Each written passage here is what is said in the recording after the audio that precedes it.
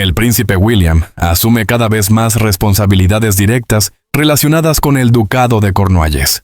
A su lado, siempre firme y visible, está Catherine. Juntos forman la nueva imagen del príncipe y la princesa de Gales. Para muchos ciudadanos británicos, ellos representan una referencia moral y emocional, una pareja que no solo encarna la continuidad de la corona, sino que también sabe conectar con las preocupaciones reales de la gente. Su manera de hablar en público, su forma de escuchar y su cercanía en causas sociales importantes han contribuido a llevar al centro del debate temas que durante años fueron considerados marginales o secundarios. Han dado voz a quienes no la tenían. Nadie habría imaginado lo que estaba a punto de ocurrir. De forma completamente inesperada, el rey Carlos anunció su abdicación al trono. La noticia cayó como una bomba en el Reino Unido y en el mundo entero. En los primeros minutos, muchos pensaron que se trataba de una broma pesada, de un error de transmisión o incluso de un rumor malintencionado.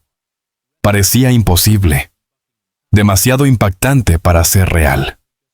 Durante más de 7 décadas, Carlos había esperado paciente y silenciosamente su momento, siempre a la sombra de su madre. Y, sin embargo, justo cuando por fin había alcanzado oficialmente la corona, tomó la decisión más sorprendente de su vida: apartarse voluntariamente y señalar a William y a Catherine como el futuro indiscutible de la nación.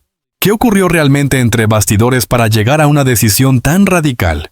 ¿Qué fuerzas invisibles empujaron a un monarca a renunciar al poder que había esperado toda la vida? Quédate conmigo mientras revelamos la historia completa detrás de la abdicación del rey y Carlos. El deber de un rey es proteger el futuro. Con estas palabras, en lo que muchos consideran ya su discurso final como soberano, el rey Carlos anunció: abdico. Esa sola frase dejó a millones de personas congeladas frente a sus pantallas. Fue un momento histórico. Quienes estaban viendo la locución en directo no podían creer lo que escuchaban. Era posible que esa fuera la última declaración pública de Carlos como monarca reinante. El impacto fue inmediato. Las redes sociales estallaron. Los comentaristas no daban crédito. Sin embargo, a medida que avanzaban las horas posteriores al mensaje, la verdad profunda de aquella decisión empezó a tomar forma y a adquirir sentido. Para entenderlo, hay que volver al principio. El rey Carlos accedió al trono en septiembre de 2022, poco después de la muerte de su madre adorada, la reina Isabel II. El Palacio de Buckingham comunicó oficialmente el fallecimiento de su majestad, la reina Isabel II, quien había comenzado a gobernar a los 25 años y murió a los 96. Reinó más tiempo que cualquier otro soberano en la historia británica moderna. Mantuvo el timón de la monarquía hasta su último aliento, demostrando una resistencia casi sobrehumana. Su reinado estuvo marcado por una combinación de compasión, dignidad y una fortaleza interior que parecía inagotable. Incluso cuando su salud ya era frágil, siguió cumpliendo con sus deberes oficiales, apareciendo en público, estrechando manos, recibiendo informes y encabezando actos institucionales. Isabel II sostuvo la imagen de la corona con un nivel de gracia y disciplina que pocos podrían siquiera intentar igualar. Durante todo ese tiempo, Carlos y Camila esperaron, año tras año, década tras década. El traspaso formal del poder parecía no llegar nunca. De hecho, Carlos no se convirtió en rey hasta los 73 años, después de haber esperado la extraordinaria cifra de 71 años como heredero. Ningún otro príncipe en la historia británica había pasado tanto tiempo aguardando su coronación, pero él no tenía alternativa. Debía ser paciente. Y cuando por fin recibió la corona, entró en los libros de historia como el monarca de mayor edad en subir por primera vez al trono del Reino Unido. Aunque Carlos comenzó su reinado ya en la última etapa de su vida, ese instante se vivió como la realización de un destino larguísimo. Para muchos era un sueño retrasado, pero finalmente cumplido. Sin embargo, había quienes veían en esa larga espera algo más que simple casualidad. Había quienes hablaban de castigo moral. Algunos sectores de la opinión pública nunca perdonaron del todo a Carlos por la forma en que se desarrolló su relación sentimental con Camila, cuando la princesa Diana aún estaba viva. Para esas personas, el retraso de 7 décadas no era únicamente una circunstancia histórica, sino una especie de justicia poética. Hubo incluso quienes llegaron a decir que el cielo quería que Carlos y Camila afrontaran, de manera simbólica, el sufrimiento que en su día tuvo que soportar Diana. Pero lo más duro no fue la espera interminable. Lo verdaderamente devastador fue lo que ocurrió después de que finalmente se convirtiera en rey. Apenas 2 años tras su llegada oficial al trono, la familia real comenzó a verse sacudida por una cadena de infortunios que nadie parecía capaz de detener. Problemas de salud, tensiones políticas delicadas, escándalos inesperados que amenazaban con fracturar la unidad interna de la casa real. Todo ello alimentó rumores inquietantes. Se decía en voz baja que el espíritu de la princesa Diana seguía presente, inquieto, vigilante, merodeando por los pasillos del palacio de Buckingham. Según estas voces, la figura de Diana todavía protegía el futuro de sus hijos y no estaba dispuesta a permitir que el reinado de Carlos transcurriera sin consecuencias. Pura superstición o intuición popular. La historia, desde luego, parecía estar lejos de haber terminado. En enero de 2024, apenas 4 meses después de la coronación formal de Carlos III, el Palacio de Buckingham emitió otro comunicado oficial que dejó al país desconcertado. Se informó de que el rey había sido diagnosticado con una afección benigna y que iba a someterse a un procedimiento médico que, según el comunicado, era común entre miles de hombres cada año. Sin embargo, el tono de la nota resultaba extremadamente prudente.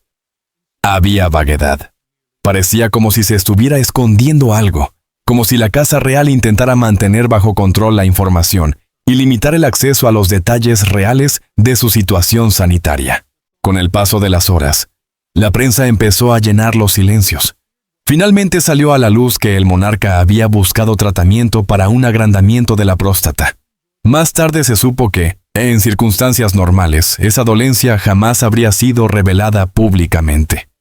No se habría dicho nada de no haber sido por ciertas complicaciones posteriores al procedimiento que obligaron al rey a abandonar temporalmente el palacio de Buckingham. Su ausencia repentina habría generado especulaciones peligrosas y por eso, según se filtró, la corona no tuvo más remedio que exponer parte de la verdad. Tras reconocer la situación médica de Carlos, se añadió otro dato preocupante. El rey reduciría significativamente sus compromisos oficiales y se apartaría durante un tiempo de la primera línea pública para centrarse en su recuperación. La prioridad nacional, así lo afirmó el comunicado, era su salud. Solo un rey fuerte podría guiar a un reino fuerte. Esta declaración, aunque lógica, causó conmoción. ¿Cómo era posible que, tan poco después del inicio de su reinado, el soberano ya tuviera que disminuir su actividad? El país entero reaccionó con una mezcla de sorpresa y ternura. Llegaron mensajes de apoyo, oraciones, palabras de ánimo.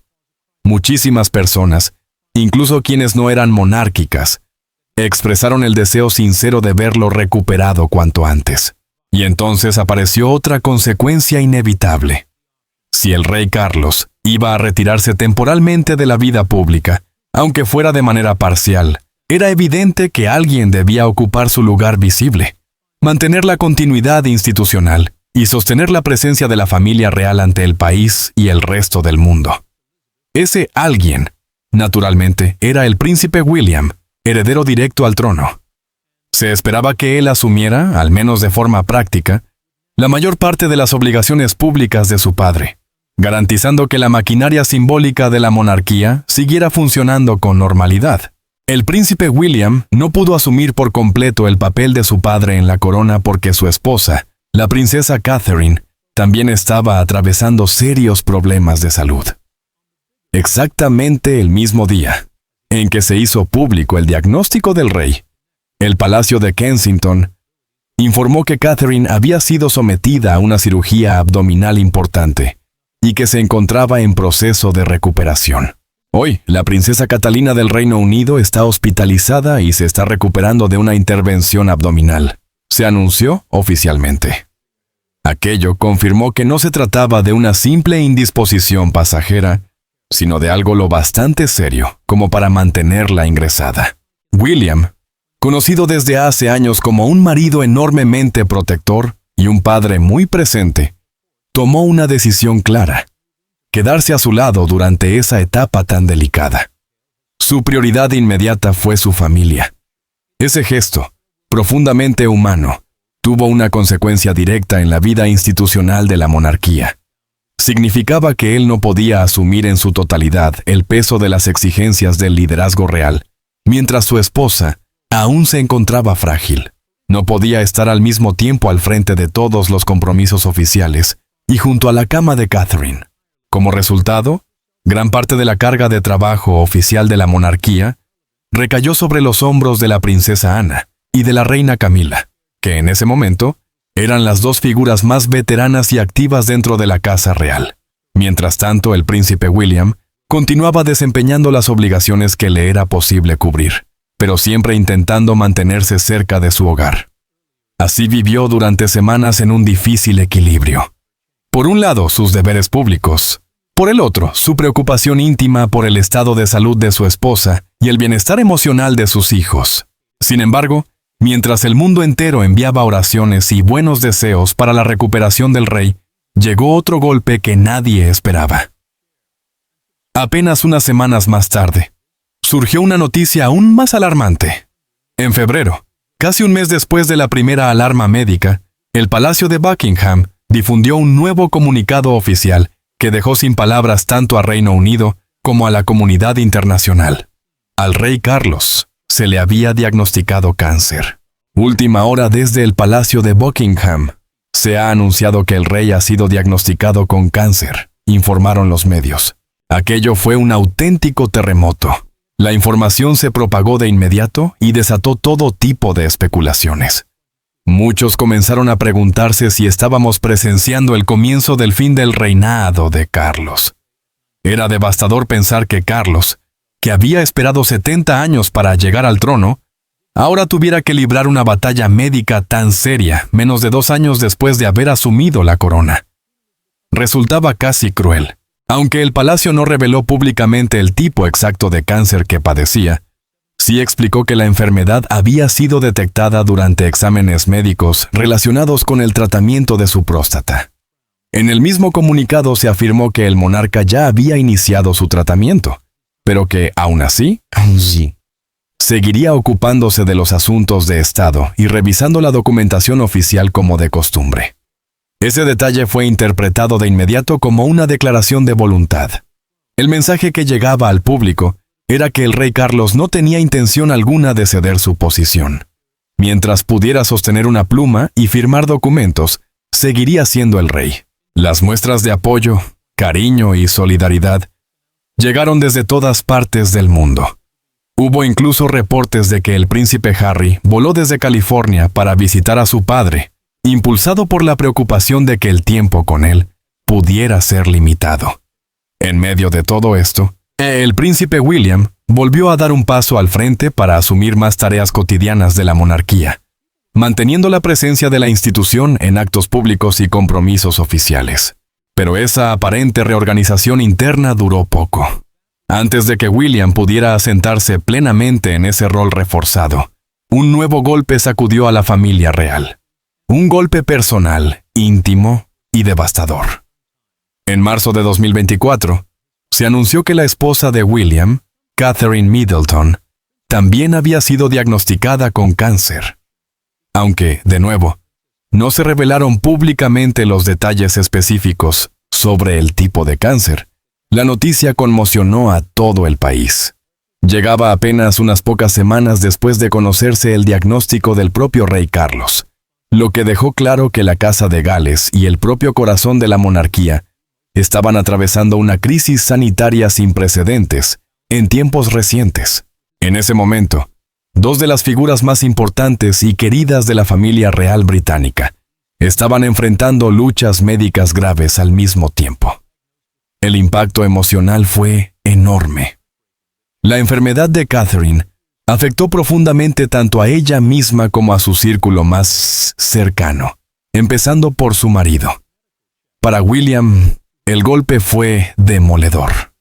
Le resultaba casi imposible concentrarse al 100% en las obligaciones oficiales, mientras que su mente regresaba una y otra vez a lo que realmente le importaba. Catherine en casa, en tratamiento, y sus 3 hijos pequeños tratando de entender por qué mamá ya no aparecía en público.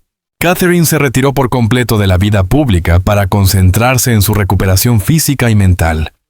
William también decidió apartarse temporalmente de una parte de sus funciones públicas para apoyarla a ella y estar presente en la rutina familiar diaria. Para la familia Gales, la regla era clara. La familia está primero, por encima de cualquier deber institucional. Esto marcó una diferencia notable con generaciones anteriores. Tanto la difunta reina Isabel II como el propio rey Carlos habían sido educados bajo la idea de que el deber real debía imponerse incluso sobre la vida personal. En cambio, William y Catherine priorizaron su papel como padres y como pareja antes que la imagen pública de la corona. Fue, sin duda, uno de los periodos más difíciles que ha atravesado la realeza reciente. Y aún así, la maquinaria institucional no podía detenerse. La familia real hizo un esfuerzo enorme por mantenerse unida hacia afuera, transmitiendo serenidad y continuidad, intentando asegurar que el trabajo de la monarquía siguiera adelante con normalidad mientras todos, en privado, esperaban desesperadamente recibir alguna buena noticia. Un par de meses más tarde, el público volvió a ver al rey Carlos, esta vez junto a la reina Camila, asistiendo al servicio religioso del domingo de Pascua en la capilla de San Jorge. Podemos ver ahora al rey y a la reina llegando a la capilla de San Jorge. Su vehículo se está deteniendo, narraron las cámaras. Aquella aparición fue interpretada como un símbolo de fortaleza. La multitud elogió su coraje y su determinación, destacando que, a pesar del tratamiento médico, el monarca seguía cumpliendo con ciertos compromisos seleccionados y continuaba ocupándose de sus obligaciones formales. Después se supo, según personas cercanas al entorno real, que Carlos hacía ese esfuerzo sobre todo por Camila. Se afirmó que la reina no quería que ellos dieran la impresión de estar perdiendo el control, ni de estar debilitándose frente al país. Según esas mismas fuentes, Camila temía que, si el príncipe William asumía demasiadas funciones visibles, la opinión pública comenzaría a verlo a él como el verdadero líder de la corona, dejando a su marido en un segundo plano y proyectando una imagen de debilidad. Por ese motivo, habría insistido en que Carlos mantuviera la imagen de actividad, incluso cuando su estado físico ya no era el mejor. Durante la crisis de salud de Carlos, Camila también le habría aconsejado no revelar absolutamente nada sobre su condición médica al principio. Ella creía que una transparencia excesiva podía volverse en su contra, invitando a las críticas, alimentando la desconfianza y dañando la legitimidad de su reinado. Su objetivo era preservar la autoridad de la pareja real a toda costa. Ese empeño impulsó a Carlos a seguir adelante, a mostrarse fuerte, a continuar apareciendo en público y a trabajar, incluso cuando su cuerpo estaba claramente pidiéndole descanso. Pero, detrás de las puertas cerradas del palacio, la realidad era otra. Su salud continuó deteriorándose de manera silenciosa. Observadores cercanos a la monarquía insistían en que el diagnóstico de cáncer del rey no había desaparecido, sino que estaba siendo controlado cuidadosamente, gestionado más que superado. Y esa percepción terminó siendo cierta. Con el paso del tiempo, las preguntas sobre el verdadero estado de salud del rey Carlos comenzaron a hacerse cada vez más insistentes, tanto en los medios como entre los ciudadanos. ¿Estaba mejorando realmente? ¿O la situación era mucho más grave de lo que el palacio dejaba entrever? Sin embargo, el palacio de Buckingham mantuvo un silencio casi absoluto. No hubo comunicados detallados, no hubo actualizaciones médicas claras, solo un hermetismo calculado. Y entonces, cuando ya se respiraba una inquietud generalizada, el rey Carlos hizo algo que sacudió al mundo entero. Pronunció un discurso que cambiaría para siempre el futuro de la monarquía británica. En ese mensaje histórico, Carlos anunció que abdicaba del trono. No solo eso, señaló públicamente a su hijo, el príncipe William, y a su nuera, la princesa Catherine, como el futuro de la nación y de la corona. Fue un momento que nadie había previsto con seriedad. No era una simple transición ceremonial. Era una renuncia consciente al poder por parte de un rey, que llevaba toda la vida preparándose para reinar. Poco después, fuentes cercanas a la familia real aseguraron que la reina Camila no estaba, ni de lejos, satisfecha con la decisión. Según esos informantes, la reina había intentado convencer a Carlos de que no hiciera el anuncio, de que no diera ese paso definitivo. Creía que aún no era el momento, y que abdicar enviaría un mensaje de fragilidad al mundo. Pero nada de eso modificó la resolución del monarca. Carlos ya había tomado su decisión y no pensaba dar marcha atrás. Es cierto que todos sabían que el príncipe William, como heredero directo, algún día se convertiría en rey. Del mismo modo que Carlos había sucedido a la reina Isabel II. Eso formaba parte del orden natural de la sucesión, pero prácticamente nadie esperaba que Carlos renunciara voluntariamente al trono en vida, y mucho menos de manera tan repentina. Resultaba impensable que, después de haber esperado toda su existencia para llevar la corona, eligiera apartarse sin ofrecer, al menos públicamente, una explicación detallada. Para gran parte del público, aquello era casi incomprensible. Sin embargo, conviene recordar algo esencial. El rey Carlos no fue el primer soberano británico en abdicar. Su decisión, aunque extraordinaria, tiene un precedente histórico que marcó para siempre el rumbo de la monarquía. Para entender de verdad el peso simbólico y político de lo que hizo Carlos, hay que mirar atrás y hablar de otro monarca cuya renuncia cambió el destino del Reino Unido. El rey que abdicó por amor y escandalizó al imperio. Edward Albert Christian George. Andrew Patrick David, este era su nombre completo. Nació en 1894, hijo del duque y la duquesa de York, que más tarde serían conocidos como el rey Jorge Cayetano y la reina María, desde su nacimiento como primogénito. Su destino parecía claro.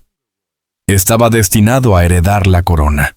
Toda su educación, toda su proyección pública y toda su vida privada fueron moldeadas en función de ese futuro inevitable.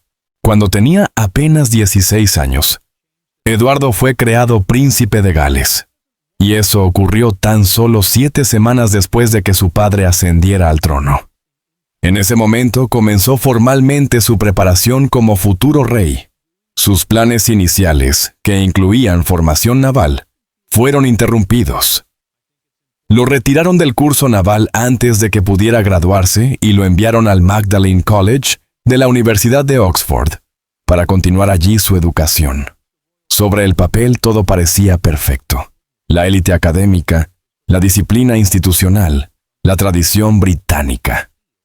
Pero había un problema. Eduardo no sentía un interés real por los estudios teóricos.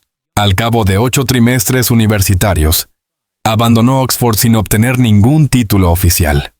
Lo que sí se llevó de su paso por la universidad fue otra cosa. Había aprendido a jugar al polo con el club universitario y esa disciplina deportiva se convertiría más tarde en parte de su imagen pública. Más allá de las aulas, su vida tomaba una dirección distinta. Una vida mucho más apasionada, impulsiva y poco convencional que la de un heredero tradicional. Siendo ya un hombre joven, Eduardo sirvió en el ejército británico durante la Primera Guerra Mundial y realizó varias giras oficiales en el extranjero, representando a su padre y a la corona en distintos territorios. Esas apariciones le dieron una enorme visibilidad internacional. Desde muy temprano se volvió tremendamente popular. Su encanto personal, Su carisma natural y su impecable sentido de la moda lo convirtieron en una figura casi mítica de su época. Era visto como moderno, cercano, vibrante, lo que en tiempos recientes muchos llaman la princesa del pueblo, para referirse a Diana. En aquel entonces se decía de Eduardo que era el príncipe del pueblo. Era admirado en todo el mundo. Tenía buena presencia física, era atractivo, sabía moverse delante de las cámaras, y la prensa lo adoraba. Los periódicos y las revistas lo seguían a todas partes, elogiando su estilo, su actitud relajada y su aparente ruptura con la rigidez tradicional que solía asociarse a la realeza británica. Para el público, él representaba una nueva forma de ser real, menos distante, más humano. Pero tras la guerra, ocurrió algo en su interior. Eduardo empezó a mostrar una inquietud constante. Se volvió cada vez más impaciente con las obligaciones formales, siempre buscando adrenalina, buscando distracciones. Saltaba de una fiesta elegante a otra, de un círculo social a otro, y comenzó a rodearse de personas que no encajaban del todo en lo que la corona consideraba respetable. Aquello preocupó profundamente a sus padres, en especial al rey Jorge Peintens, que deseaba que su hijo mayor asumiera con seriedad su papel histórico. El rey temía que esa vida desenfrenada pudiera convertirse en un peligro para la institución. Pero Eduardo ya había tomado una decisión íntima sobre cómo quería vivir. Según él, nadie iba a decirle qué podía o no podía hacer. Hizo caso omiso de todos los avisos que le daban desde palacio. Siguió adelante con romances sucesivos, relaciones sentimentales que en aquella época eran consideradas escandalosas, y muy pronto su vida privada empezó a cruzar la línea que separa lo íntimo de lo público. Los periódicos comenzaron a insinuar, los rumores a circular, y para la familia real se volvió más difícil contener el daño. Una de sus primeras y más delicadas relaciones fue con una mujer parisina casada llamada Marguerite Alibert. Se decía que Eduardo estaba completamente fascinado por ella, tal vez incluso obsesionado. Pero aquel romance tomó un giro oscuro cuando Marguerite terminó disparándole a su propio marido en el Hotel Savoy. Ese episodio provocó pánico absoluto dentro del palacio. De repente, la posibilidad de que el nombre del heredero al trono quedara directamente asociado a un escándalo de violencia y adulterio amenazaba con arrastrar la reputación de la familia real por el barro. Con el paso del tiempo, las preguntas sobre el verdadero estado de salud del rey Carlos comenzaron a hacerse cada vez más insistentes, tanto en los medios como entre los ciudadanos.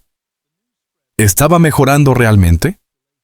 ¿O la situación era mucho más grave de lo que el palacio dejaba entrever? Sin embargo, el palacio de Buckingham mantuvo un silencio casi absoluto. No hubo comunicados detallados, no hubo actualizaciones médicas claras, solo un hermetismo calculado. Y entonces, cuando ya se respiraba una inquietud generalizada, el rey Carlos hizo algo que sacudió al mundo entero. Pronunció un discurso que cambiaría para siempre el futuro de la monarquía británica. En ese mensaje histórico, Carlos anunció que abdicaba del trono. No solo eso, señaló públicamente a su hijo, el príncipe William, y a su nuera, la princesa Catherine, como el futuro de la nación y de la corona. Fue un momento que nadie había previsto con seriedad. No era una simple transición ceremonial. Era una renuncia consciente al poder por parte de un rey que llevaba toda la vida preparándose para reinar. Poco después, fuentes cercanas a la familia real aseguraron que la reina Camila no estaba, ni de lejos, satisfecha con la decisión. Según esos informantes, la reina había intentado convencer a Carlos de que no hiciera el anuncio, de que no diera ese paso definitivo. Creía que aún no era el momento, y que abdicar enviaría un mensaje de fragilidad al mundo. Pero nada de eso modificó la resolución del monarca. Carlos ya había tomado su decisión, y no pensaba dar marcha atrás. Es cierto que todos sabían que el príncipe William, como heredero directo, algún día se convertiría en rey, del mismo modo que Carlos había sucedido a la reina Isabel II. Eso formaba parte del orden natural de la sucesión. Pero prácticamente nadie esperaba que Carlos renunciara voluntariamente al trono en vida, y mucho menos de manera tan repentina. Resultaba impensable que, después de haber esperado toda su existencia para llevar la corona, eligiera apartarse sin ofrecer, al menos públicamente, una explicación detallada.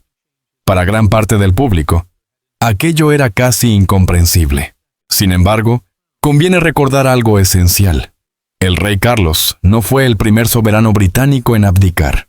Su decisión, aunque extraordinaria, tiene un precedente histórico que marcó para siempre el rumbo de la monarquía. Para entender de verdad el peso simbólico y político de lo que hizo Carlos, hay que mirar atrás y hablar de otro monarca cuya renuncia cambió el destino del Reino Unido. El rey que abdicó por amor y escandalizó al imperio. Edward Albert Christian George. Andrew Patrick David. Este era su nombre completo. Nació en 1894, hijo del duque y la duquesa de York, que más tarde serían conocidos como el rey Jorge Tontarie y la reina María. Desde su nacimiento como primogénito, su destino parecía claro. Estaba destinado a heredar la corona. Toda su educación, toda su proyección pública y toda su vida privada fueron moldeadas en función de ese futuro inevitable. Cuando tenía apenas 16 años, Eduardo fue creado príncipe de Gales. Y eso ocurrió tan solo 7 semanas después de que su padre ascendiera al trono. En ese momento comenzó formalmente su preparación como futuro rey. Sus planes iniciales, que incluían formación naval, fueron interrumpidos. Lo retiraron del curso naval antes de que pudiera graduarse y lo enviaron al Magdalen College de la Universidad de Oxford para continuar allí su educación. Sobre el papel, todo parecía perfecto. La élite académica, la disciplina institucional, la tradición británica. Pero había un problema. Eduardo no sentía un interés real por los estudios teóricos. Al cabo de 8 trimestres universitarios, abandonó Oxford sin obtener ningún título oficial. Lo que sí se llevó de su paso por la universidad fue otra cosa. Había aprendido a jugar al polo con el club universitario, y esa disciplina deportiva se convertiría más tarde en parte de su imagen pública. Más allá de las aulas, su vida tomaba una dirección distinta. Una vida mucho más apasionada, impulsiva y poco convencional que la de un heredero tradicional. Siendo ya un hombre joven, Eduardo sirvió en el ejército británico durante la Primera Guerra Mundial y realizó varias giras oficiales en el extranjero, representando a su padre y a la corona en distintos territorios. Esas apariciones le dieron una enorme visibilidad internacional. Desde muy temprano se volvió tremendamente popular. Su encanto personal, su carisma natural y su impecable sentido de la moda lo convirtieron en una figura casi mítica de su época. Era visto como moderno, cercano, vibrante. Lo que en tiempos recientes muchos llaman la princesa del pueblo, para referirse a Diana. En aquel entonces se decía de Eduardo que era el príncipe del pueblo. Era admirado en todo el mundo.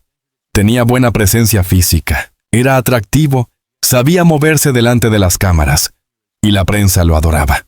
Los periódicos y las revistas lo seguían a todas partes, elogiando su estilo, su actitud relajada y su aparente ruptura con la rigidez tradicional que solía asociarse a la realeza británica.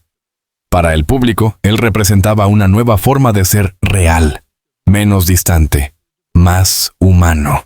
Pero tras la guerra ocurrió algo en su interior. Eduardo empezó a mostrar una inquietud constante. Se volvió cada vez más impaciente con las obligaciones formales, siempre buscando adrenalina, buscando distracciones. Saltaba de una fiesta elegante a otra, de un círculo social a otro, y comenzó a rodearse de personas que no encajaban del todo en lo que la corona consideraba respetable. Aquello preocupó profundamente a sus padres, en especial al rey Jorge Peneato, que deseaba que su hijo mayor asumiera con seriedad su papel histórico. El rey temía que esa vida desenfrenada pudiera convertirse en un peligro para la institución. Pero Eduardo ya había tomado una decisión íntima sobre cómo quería vivir. Según él, nadie iba a decirle qué podía o no podía hacer. Hizo caso omiso de todos los avisos que le daban desde palacio. Siguió adelante con romances sucesivos, relaciones sentimentales que en aquella época eran consideradas escandalosas, y muy pronto su vida privada empezó a cruzar la línea que separa lo íntimo de lo público. Los periódicos comenzaron a insinuar, los rumores a circular, y para la familia real se volvió más difícil contener el daño. Una de sus primeras y más delicadas relaciones fue con una mujer parisina casada llamada Marguerite Alibert. Se decía que Eduardo estaba completamente fascinado por ella, tal vez incluso obsesionado. Pero aquel romance tomó un giro oscuro cuando Marguerite terminó disparándole a su propio marido en el Hotel Savoy. Ese episodio provocó pánico absoluto dentro del palacio. De repente, la posibilidad de que el nombre del heredero al trono quedara directamente asociado a un escándalo de violencia y adulterio amenazaba con arrastrar la reputación de la familia real por el barro. Es importante recordar que Eduardo reinó únicamente durante 326 días. Su tiempo en el trono fue tan breve que, hasta el día de hoy, sigue siendo el reinado más corto de un monarca británico. Tras su abdicación, Eduardo se casó con Wallis Simpson cuando finalmente se formalizó el divorcio de ella. Nunca tuvieron hijos y tampoco se separaron. Permanecieron juntos hasta la muerte de él. Sin embargo, la renuncia de Eduardo provocó un cambio enorme e irreversible en la línea de sucesión. Su decisión obligó a que su hermano menor, el príncipe Alberto, duque de York y padre de Isabel, pasara a ser el siguiente en la línea para ocupar el trono.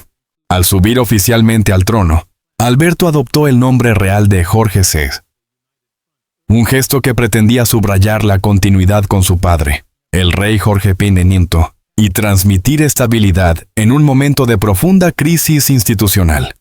Este giro dinástico tuvo otra consecuencia crucial. Convirtió a la princesa Isabel, puesto que Jorge VI no tenía hijos varones, en la heredera directa de la corona británica. Es decir, desde muy joven, Isabel pasó a ser no solo la hija del rey, sino la futura soberana. Y así fue. Cuando el rey Jorge VI murió, fue ella quien asumió el trono y se convirtió en la reina Isabel II.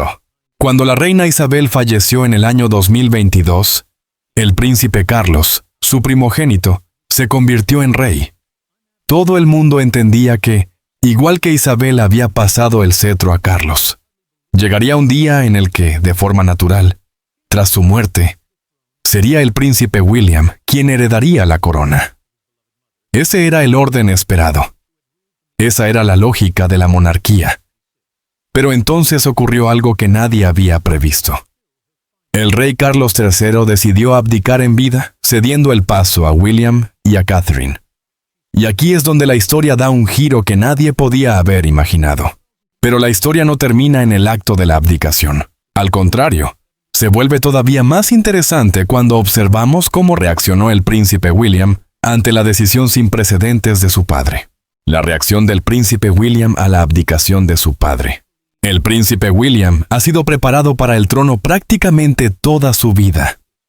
Desde que Carlos se convirtió en rey, William fue asumiendo cada vez más obligaciones oficiales, y con el paso del tiempo, empezó a representar, de hecho, la nueva cara de la monarquía. Sin embargo, incluso él se quedó impactado cuando su padre anunció públicamente que renunciaba al trono.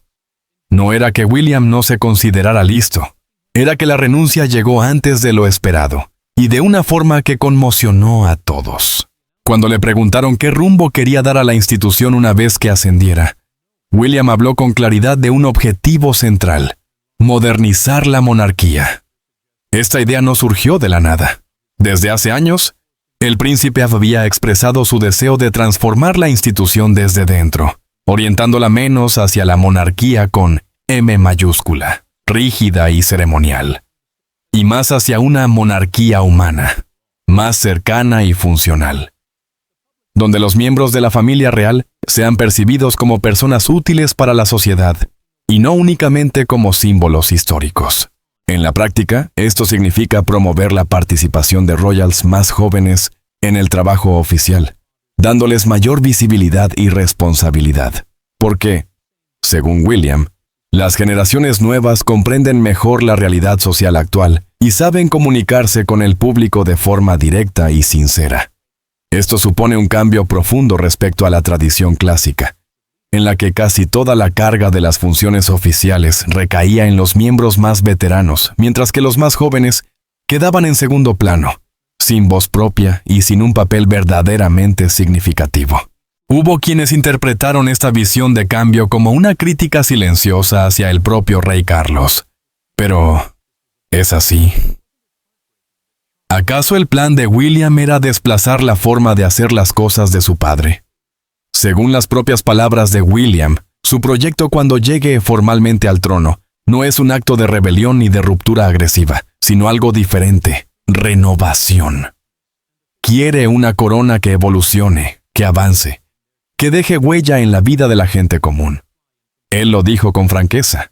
Lo que busca es progreso para el país, no repetir automáticamente fórmulas antiguas solo porque siempre se han hecho así. Quiere resultados reales, no tradición vacía. En una de sus reflexiones más sinceras, William llegó a decir algo muy revelador. Quiero cuestionar más las cosas. Preguntarme si realmente estamos haciendo todo lo que podemos hacer, si de verdad estamos teniendo el máximo impacto posible. Si uno no tiene cuidado, la historia puede convertirse en un peso enorme, un ancla que te arrastra hacia abajo, hasta el punto de asfixiarte. Creo que es importante vivir en el presente, en el aquí y ahora.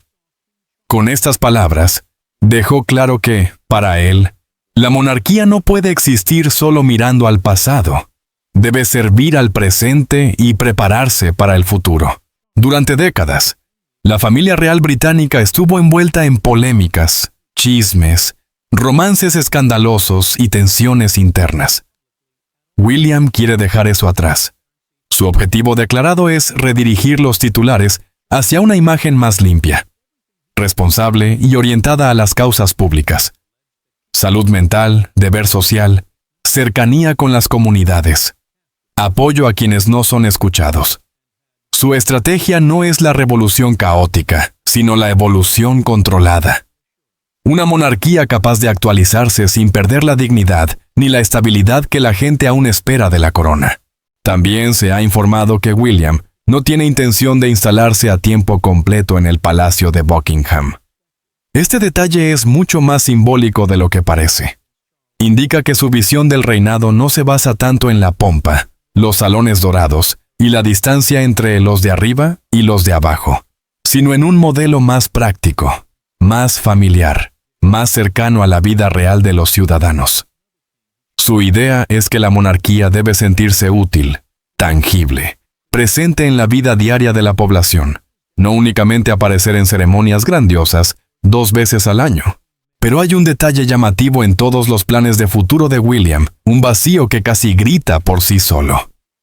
En su proyecto de la próxima etapa de la corona, prácticamente no se menciona a la reina Camila, su madrastra.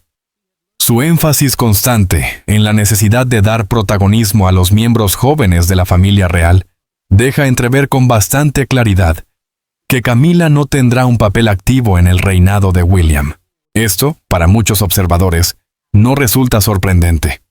La historia personal entre William y Camila ha sido compleja desde el principio, marcada por el dolor que él vivió de niño durante el colapso del matrimonio de sus padres y la muerte prematura de su madre, la princesa Diana.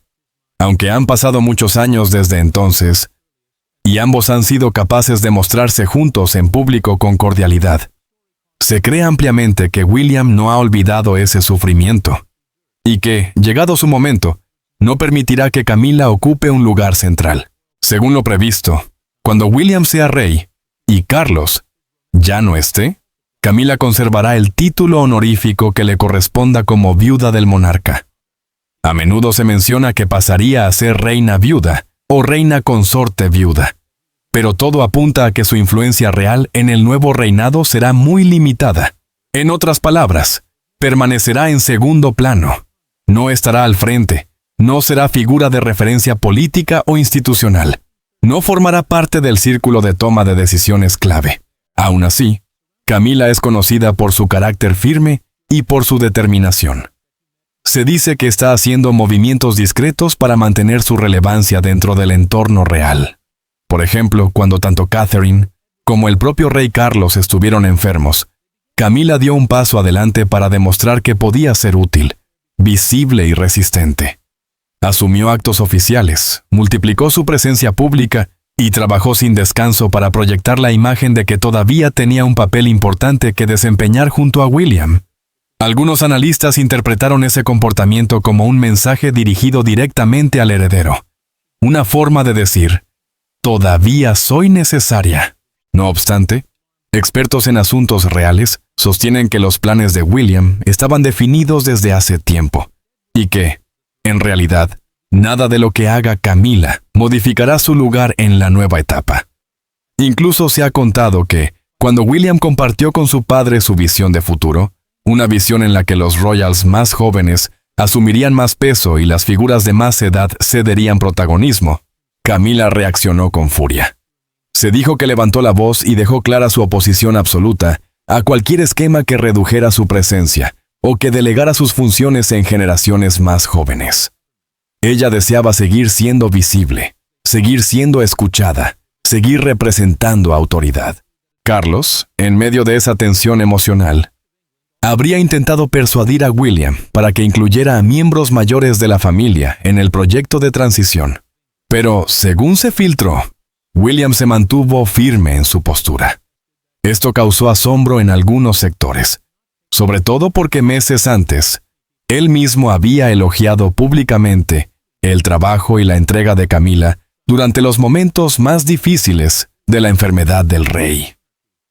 A ojos del público, aquella imagen conjunta transmitía unidad. Sin embargo, muchos creen ahora que esa muestra de armonía fue sobre todo una maniobra de apariencia institucional. En privado, la posición de William nunca habría cambiado.